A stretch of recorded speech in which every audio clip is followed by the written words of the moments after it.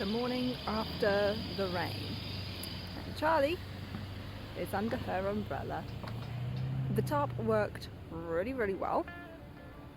Once I got that thing up, no more rain inside, so yeah, happy days. I will be doing some repairs, getting her waterproof without needing her little hat on. Onwards to the repair, I guess.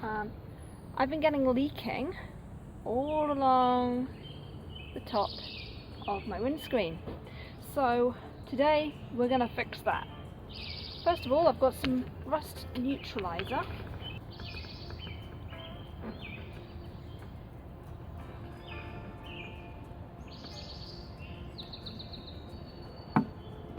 And I'm being pretty generous with this stuff because you're meant to put on 2 thin coats. And I'm going to put waterproofing on today because I don't want more rust appearing. I don't want it to get wet again. So we're going to go ahead and waterproof it, and I won't be able to get in and put more on. So yeah, being generous the first time around. There's quite a bit of rust in behind this rubber strip, which is not at all surprising to me because that's where the water's getting in. It goes down behind the rubber that's holding the glass in, and yeah, it's seeping up underneath. It's getting to the edge of the metal, which is covered by that rubber, and that's how it's rusting, and also how it's getting into the cab and leaking all over my dashboard. So let's do a proper job, yeah? So what this stuff does, it has a chemical reaction with the rust. It basically neutralizes the rust, so the rust doesn't continue to spread, and instead of being red and rusty, it turns into a black solidified surface that you can then paint over, or waterproof in this case. It also gets a little over my fingers and makes a mess, but I'll wash my hands, it's fine. As you pull it back, this is where the water's gotten in, and this is what's causing the rust. So get a really good coating of the neutralizer on there. Another little bit down here, and this rubber is what's holding my windscreen in place. So it's very important rubber, it's got to stay, but it's also got to be waterproof, and obviously it's not achieved that everywhere at the moment. So this is what we're going to be sorting out today. Next step, we're just going to give it a bit of a clean because the waterproofing stuff needs a nice clean surface to bond to. Yeah, as you're pressing on it, you can feel the rust it's not as strong as metal should be. We are clean and dry. Next step is this stuff. It is basically a spray-on rubber. You shake it up, and then you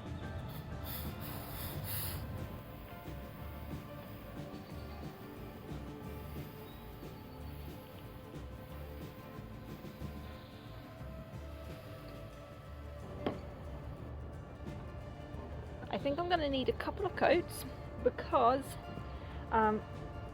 it soaks into the cracks, and I can still see crack, which means that I need more to fill it in. It takes 24 hours to cure before I can put the next coat on though, so it's not going to happen today.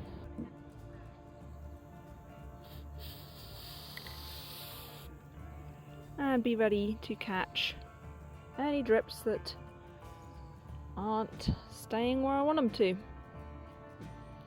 But this is what I mean about it runs and should go down into cracks. I'm going to see if I can get it all more kind of in there because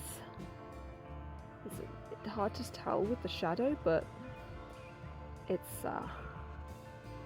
yeah, it's not sealing, so we'll just put a little more on. I don't count this as a second coat. This is a thicker first coat. Shove it in there. Because the initial first coat didn't go where I wanted it to. And if the sound is all screwy, I'm sorry, I'm really close to the camera right now. This is gonna look awful. But as long as she doesn't rust, I don't really mind. Yeah, sticky. So there you go, guys, that's what I'm doing.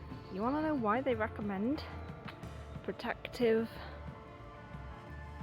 clothing and gloves? Yeah, I don't have any. Oh well. Alright, it is raining. And there we go. No water there. No water.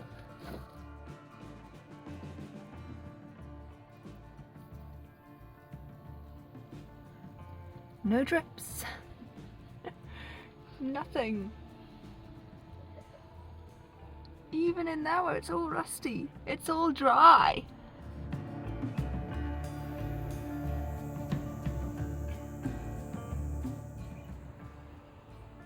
Okay, so got the bonnet open. I'm going to show you what I did to change the battery. I've actually already done it. Didn't film it because it was stressful, but I'll show you what happened. Okay. So, positive terminal for the battery. Negative is in there. This lighting is sunny days, guys. Sunny days. Okay, so there's our negative, and at the bottom, this nut goes through this plastic clip into this rusty old tray that the battery sits on. So there's a nut basically welded to the underside of this that this bolt screws into. And this piece of plastic is not original to this truck, van, whatever you want to call it. The result of which is that they had put it in at a really weird angle. You might be able to see there's a little bit of a hole left, just adjacent to where I put it through. Yeah, they had wedged it in sideways, which made it very, very difficult to get off.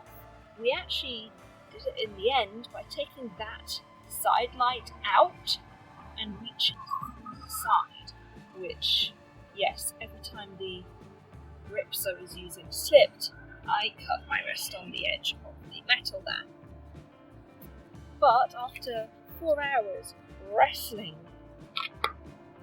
this bolt out of place, it was actually really simple to just lift the whole battery out, put the new one in, bolt it through where it should be, and then reconnect the two battery connectors. And that was all I had to do to get my van to start.